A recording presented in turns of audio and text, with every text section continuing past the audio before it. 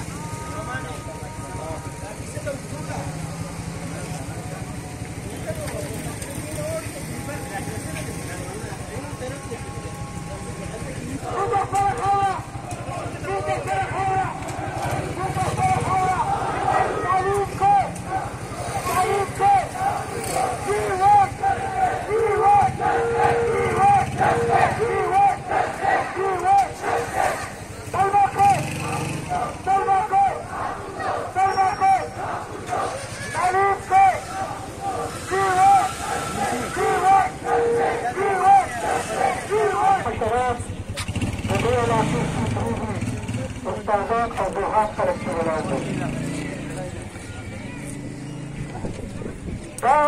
زموږ یو مشر وایي چې په دې ملک کې مسله نه جوړه که نه نو ستا مسله نه حل دا بچي دا زما د سپین ږیري او دا چې په دې سایډونو ولاړ دي دا مشران زه نن دا ټول درته دا ډېر عزتمند او د طاقت خاوندان خلک دی هیله شوي او د هغې وجه زمونږ خاموشي ده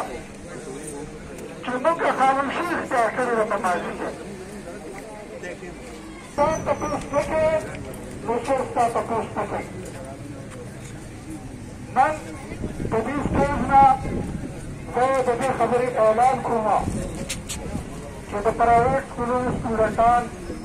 نن په سوات کې په مختلفو سیمو باندې راوتلي دي د نشان چوک کې هم زموږ احتجاج روان دی هلته کې احتجاج دی